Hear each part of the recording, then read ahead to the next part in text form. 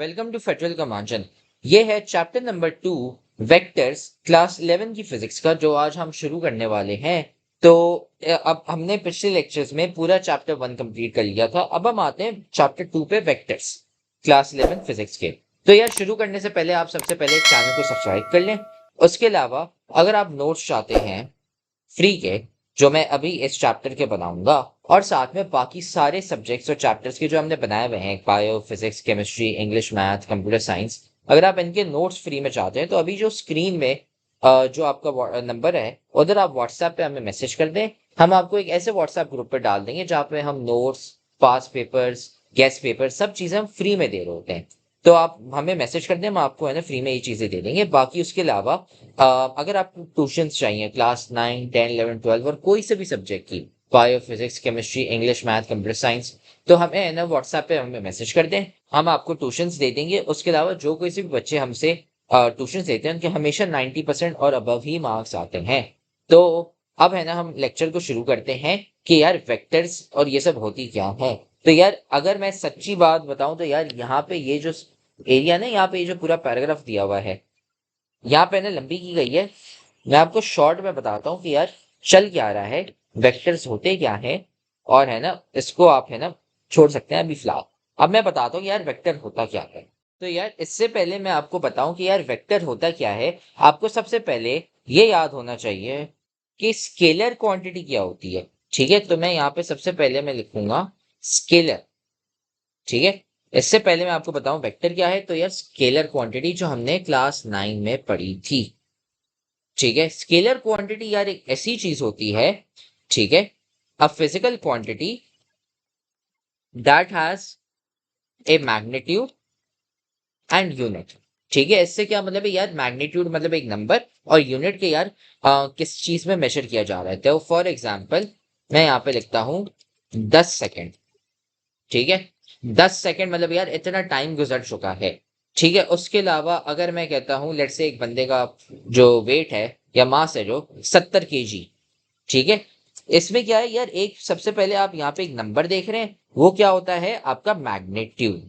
ठीक है, ये जो नंबर है ये आपका मैग्नीट्यूड है। फिर उसके साथ यार हम यहाँ पे केजी लगा रहे हैं, सेकंड लगा रहे हैं, हम मीटर भी लगा सकते हैं, एम्पेयर भी लगा सकते हैं, बहुत सारी चीजें लगा सकते हैं। वो क्या होता है यार, होता है आपका यूनिट, कि यार आप किस चीज में नाप रहे हैं, क्या आप मीटर में नाप रहे हैं, किलोमीटर में नाप रहे हैं, केजी में नाप रहे हैं, ग्राम्स में नाप रहे हैं, किस चीज में, इंचेस में, किस में। तो वो है ना हमारी यूनिट बताता है।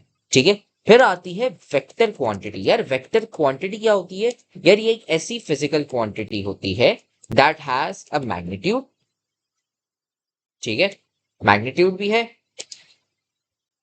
उसके अलावा यूनिट भी है, लेकिन इन दोनों के साथ साथ डायरेक्शन भी है। ठीक है, डायरेक्शन से क्या मतलब यार, ये हमने एक पढ़ा था क्लास 9 में, लेकिन अभी मैं थोड़ा सा है ना शॉर्ट में रिव्यू दे देता हूँ। यार मैं आपको कहता हूँ कि यार आप है ना, सबसे पहले अगर मैं स्केलर क्वांटिटी में कहता हूँ कि यार कराची से हैदराबाद कितना डिस्टेंस है, तो मैं कहता हूँ कि यार 200 किलोमीटर है। ठीक है, 200 किलोमीटर एक स्केलर क्वांटिटी है। लेकिन यार मैं अभी आपको कहता हूं कि यार आप है ना 15 किलोमीटर ईस्ट जाओ। इसका क्या मतलब है यार, आप 15 किलोमीटर अपने सीधे हाथ की तरफ ही जाओ, 15 किलोमीटर आप उसी तरफ जाओ। या फिर इसकी जगह मैं कहता हूं कि यार आप है ना 2 किलोमीटर साउथ चले जाओ। साउथ का मतलब पीछे, पीछे की तरफ 2 किलोमीटर पीछे चले जाओ। या फिर मैं कहता हूं आप कहते हैं 5 इंचेस है ना फ्रंट, मतलब आगे है ना 5 इंच चल लो। इसका क्या है यार, इसमें वापसी हमारे ये मैग्नीट्यूड यूनिट आ गया, लेकिन यार अब हम डायरेक्शन बता रहे हैं। डायरेक्शन से मुराद यार आप किस दिशा में जा रहे हो, किस तरफ जा रहे हो, हमें वो जगह बतानी है, दिशा बतानी है कि यार किस तरफ जा रहे हैं हम। ठीक है, तो ये होती है हमारी वेक्टर क्वांटिटी। अब यार वेक्टर क्वांटिटी को हम रिप्रेजेंट कैसे करते हैं, रिप्रेजेंट से मुराद यार कि हम दिखाते कैसे हैं डायग्राम में। तो बहुत आसान है, आपने ये किया कि यार मैं इधर खड़ा हुआ हूं। ठीक है, लेट से मैंने बोला मैं यहाँ पे खड़ा हुआ हूं, और मैंने बोला कि यार आप है ना 8 किलोमीटर टुवर्ड्स द ईस्ट जाओ। तो मैं यहां से करूंगा ये एक एरो बनाऊंगा यहाँ पे। ठीक है, और मैं इसके ऊपर लिख लूंगा 8 किलोमीटर।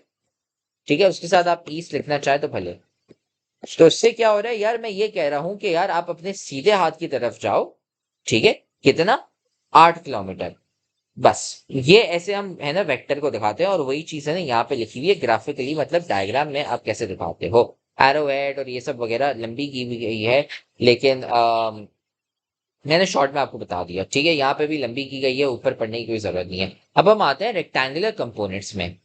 फिर अब हम आते हैं 2.1, rectangular components of a vector. अब ये है ना, इसका अगर मैं सिंपली बताऊं रेक्टेंगुलर कंपोनेंट्स का मतलब क्या है कि यार आप एक वेक्टर है ना, उसको आप तोड़ रहे हो। तोड़ने से क्या मुराद, मैं आपको है ना एक डायग्राम दिखाता हूँ। ठीक है, और उसमें है ना मैं आपको कहता हूँ, अब डायग्राम और रेक्टेंगुलर कंपोनेंट से मेरा मतलब क्या है। तो बहुत आसान है, समझे। मैं आपको कहता हूँ कि यार आप इस डायरेक्शन में ऐसे यूं जाओ, मतलब अपने नॉर्थ ईस्ट की तरफ जाओ। ठीक है, तो यार अब आपके पास है कि यार समझे ये कराची है यहाँ पे। ठीक है, तो समझे यार ये है ना यहाँ पे कराची हो गया आपका। और उधर से अगर आप नॉर्थ ईस्ट जाते हैं तो यहाँ पे जो है इस साइड पे आ जाता है आपका यहाँ पे हैदराबाद। तो समझे हम कराची से हैदराबाद जा रहे हैं और हमें इस डायरेक्शन में जाना है। अब यार मैं कराची से हैदराबाद कैसे जाऊं। तो यार मैं एक है ना एक सिंपल तरीका बताता हूँ कि यार एक है कि यार आप ऐसे यूं सीधे चले जाओ डायरेक्ट। ये एक तरीका है, लेकिन यार एक और तरीका भी है। एक और तरीका क्या है, यार मैं है ना ऐसे जाने की जगह डायरेक्ट, ठीक है, मैं ये करता हूँ कि मैं पहले ऊपर चले जाता हूँ। ठीक है, मैं सिर्फ सीधा सीधा ऊपर जाऊंगा, और फिर जब मैंने देखा कि यार मैं हैदराबाद के बिल्कुल ऐसे ही बराबर में हूं, तो मैं यहाँ से सीधा हाथ का टर्न ले लूंगा और ऐसे यूं चला जाऊंगा। तो मैंने क्या किया, सबसे पहले मैं ऊपर गया और फिर मैं सीधे हाथ पे चला गया। फिर एक और तरीका भी है। एक और तरीका क्या है यार, मैं है ना ऊपर और सीधे हाथ की जगह पहले मैं क्या कर रहा था, मैं पहले पहले तो सबसे यार मैं डायरेक्टली ऐसे ही सीधे जा रहा था यहाँ पे नॉर्थ ईस्ट डायरेक्शन में। फिर मैंने यार क्या किया, एक और तरीका क्या निकाला, मैं ऊपर जाता हूँ फिर मैं सीधे हाथ पे जाता हूँ। अब एक और तरीका है, मैं पहले सीधे हाथ का टर्न ले लेता हूँ, फिर मैं देखता हूँ कि यार मैं जैसे ही हैदराबाद के बिल्कुल नीचे नीचे जैसे ही आ जाता हूँ, यहां से मैं सीधा सीधा ऊपर वाला टर्न ले लूंगा। अब आप देख रहे हैं यहाँ पे रेक्टेंगल बन रहा है। ये मतलब है रेक्टेंगुलर कंपोनेंट्स के यार। आप ये कर रहे हैं कि यार रादर देन यहाँ से मैं नॉर्थ ईस्ट डायरेक्टली ऐसे यूं चले जाऊं, मैं है ना इधर मैं यहाँ से नॉर्थ जाऊंगा, ऊपर जाऊंगा और फिर सीधे जाऊंगा, या फिर मैं सीधे जाऊंगा या फिर ऊपर जाऊंगा, दोनों में से कोई एक। लेकिन इतना कोई मसला नहीं है। ठीक है, कोई सा भी कर ले, वो फर्क नहीं पड़ता। लेकिन ये कॉन्सेप्ट है कि यार रेक्टेंगुलर कंपोनेंट्स ये होते हैं। ठीक है, तो अब हम है ना ये नोट्स में भी लिख लेते हैं यहाँ पे, a vector can be, a vector can be broken down into rectangular components। और rectangular components क्या होते हैं, जो मैंने अभी आपको बताया कि यार आप है ना डायरेक्टली नॉर्थ ईस्ट या ऐसे ही जाने की जगह आप पहले सीधा ऊपर चले जाए और फिर सीधा हाथ पे चले जाए। ठीक है, फिर आते हैं हम, तो यहाँ पे ना वही सेम चीज लिखी हुई है। मैंने है ना आपको डायरेक्टली बताया कि यार आप सीधे चले जाओ ऊपर चले जाओ। अब है ना हम नेमिंग करते हैं। ठीक है, नेमिंग से क्या मुराद है, तो यार जब हम सीधे हाथ पे जा रहे होते हैं तो यार आपने जैसे ग्राफ में पढ़ा होगा, उसको है ना एक नाम देते हैं। क्या नाम है कि यार ये जो सीधे हम जा रहे हैं ना सीधे हाथ पे, इससे हम कहते हैं यार हम एक्स कंपोनेंट में ट्रैवल कर रहे हैं। एक्स कंपोनेंट क्या होता है कि यार हम सीधे हाथ पे जा रहे हैं या उल्टे हाथ पे जा रहे हैं। एक्स का मतलब यही होता है कि आप सीधे या उल्टे हाथ में जा रहे हैं। फिर ये जो आप ऊपर नीचे जा रहे होते हैं ना, इससे हम कहते हैं वाई कंपोनेंट। वाई कंपोनेंट का क्या मतलब है कि आप आगे या पीछे या ऊपर या नीचे ऐसे यूं है ना आप ट्रैवल कर रहे हैं। वाई कंपोनेंट का मतलब यही होता है। तो अगर मैं सीधा सीधा बताऊं, हुआ क्या कि यार हम जा रहे थे कराची से हैदराबाद।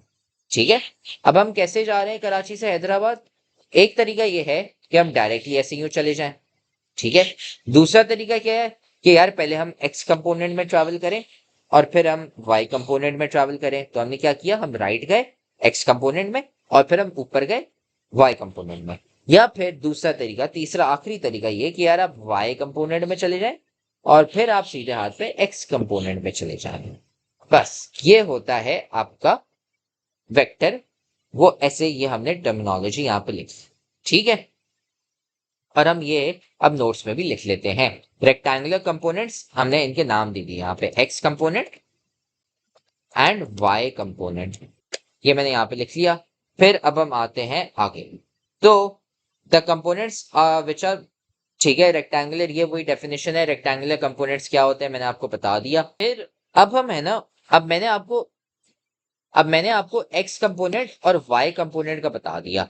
अब मैं आपको एक और चीज बताऊंगा कि यार जब हम ऐसे यूं यहां से ऐसे यूं जा रहे होते हैं, डायरेक्ट कराची से हैदराबाद डायरेक्ट रास्ता ले रहे होते हैं, तो यार एक तो ये है कि यहाँ पे एक एंगल बन रहा है। अगर मैं आपको एंगल बना के दिखाऊं यहाँ पे, तो आप देख रहे हैं ये हमारा एक्स कंपोनेंट है, ठीक है।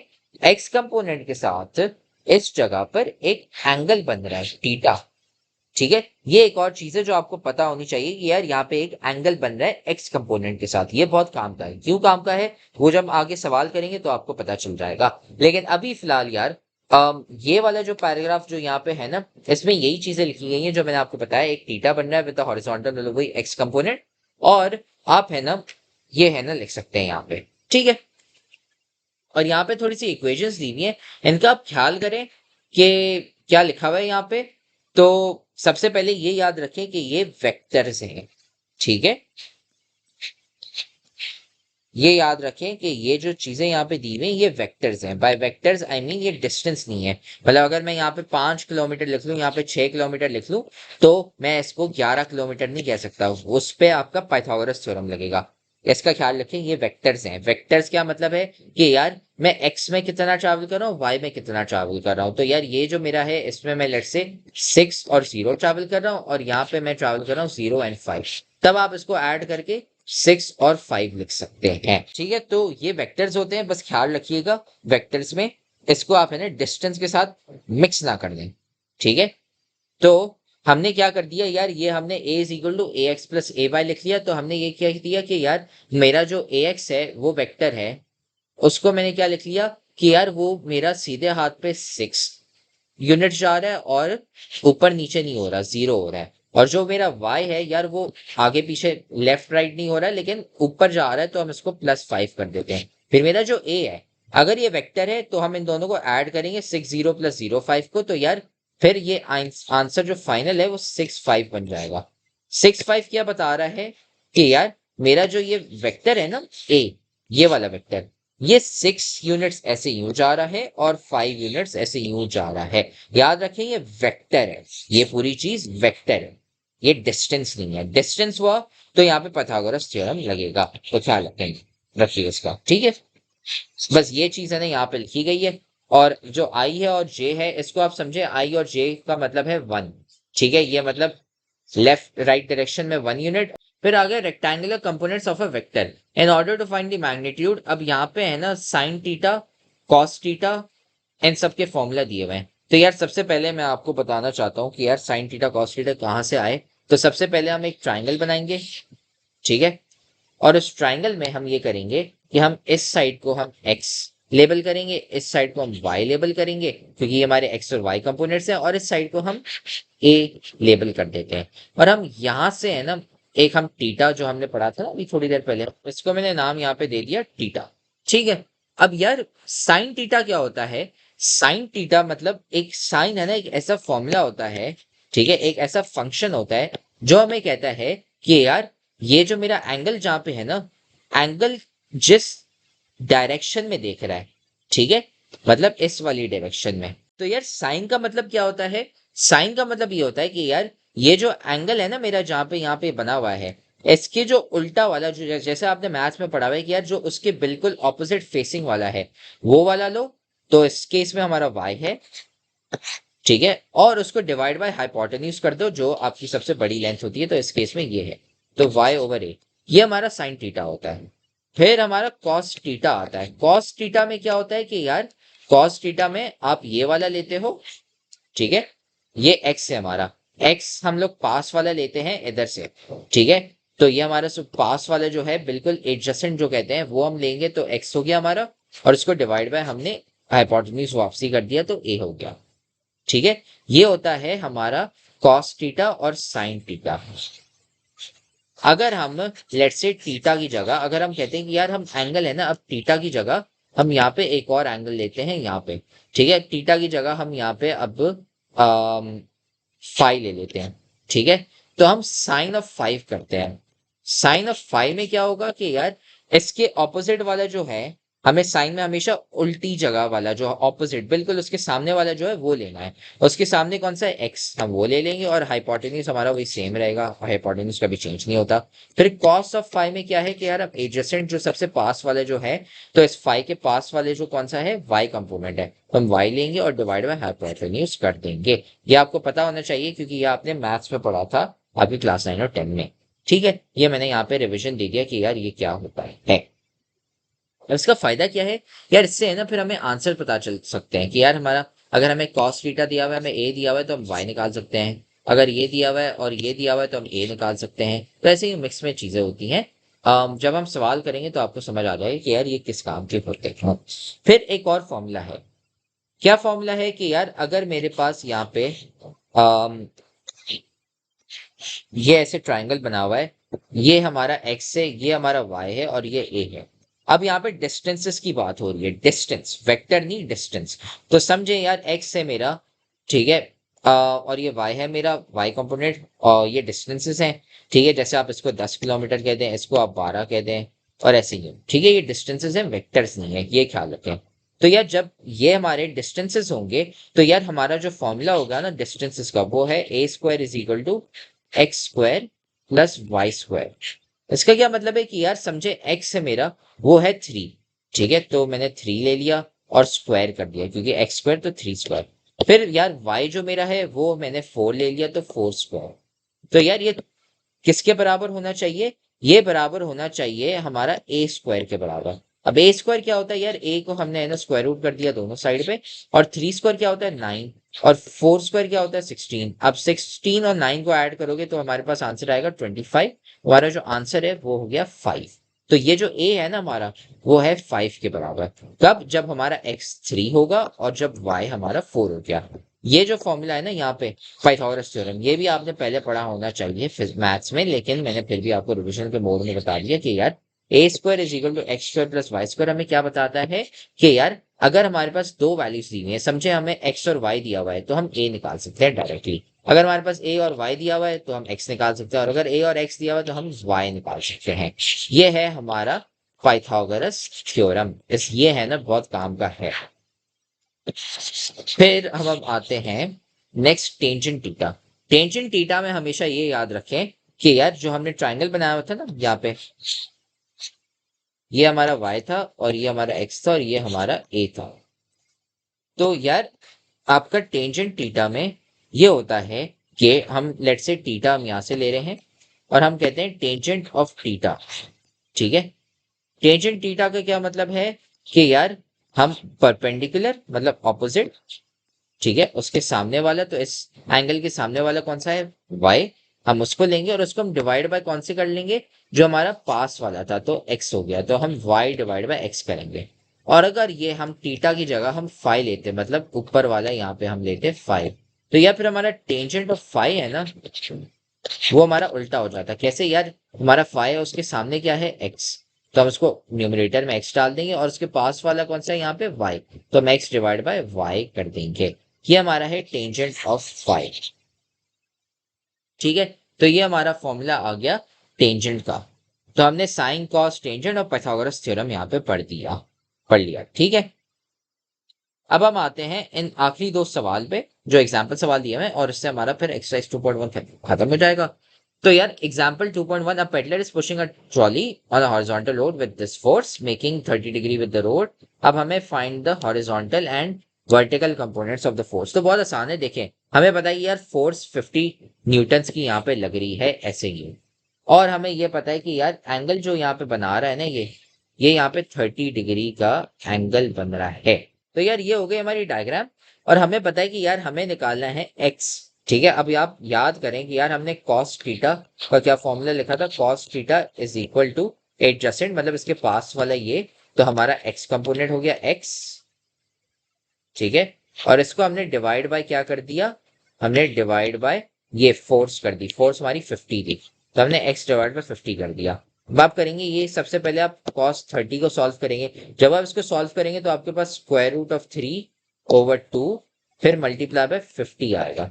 तो आप क्या करें, square root of 3 multiply by 50 divide by 2 करें। जब आप इसको सॉल्व करेंगे तो आपका जो आंसर है ना वो आएगा आपका 43.3 न्यूटन। तो यार ये जो मेरा हॉरिजॉन्टल फोर्स है यहाँ पे, ठीक है, यहाँ पे हमारी जो हॉरिजॉन्टल फोर्स लग रही है वो लग रही है कितनी, 43.3 न्यूटन। अब बचा हमारे पास y।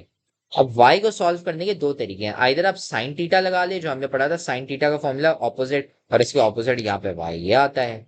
एक ये तरीका, और दूसरा है कि आप यहाँ पे पाइथागोरस थ्योरम लगा ले। हम साइन थीटा से पहले प्रैक्टिस कर लेते हैं। तो यार हमने साइन थीटा पढ़ा हुआ है, वो किसके बराबर है, y/a में निकालना है। ठीक है, y हमें निकालना है और a हमें पता है किसके बराबर है, 50। तो हम यार y is equal to sine of 30, ठीक है, साइन 30 किसके बराबर होता है, हाफ के बराबर, हाफ मल्टीप्लाई बाय a हमें पता है 50 के बराबर है, तो ये 25 हो जाता है। तो यार ये जो मेरा यहाँ पे जो वर्टिकल कंपोनेंट है y कंपोनेंट, ये 25 न्यूटन है। और आप ये भी कर सकते हैं, आप 43.3 स्क्वायर प्लस 25 स्क्वायर करें और फिर स्क्वायर रूट करें तो आपके पास 50 ही आंसर आएगा। तो ये हमारा आंसर हो जाता है क्वेश्चन नंबर 1 का। ठीक है, अच्छा एक ही सवाल है, तो इससे हमारा है ना 2.1 कंप्लीट हो गया है। तो फिर है ना अगले लेक्चर में हम करने वाले हैं एक्सरसाइज 2.2।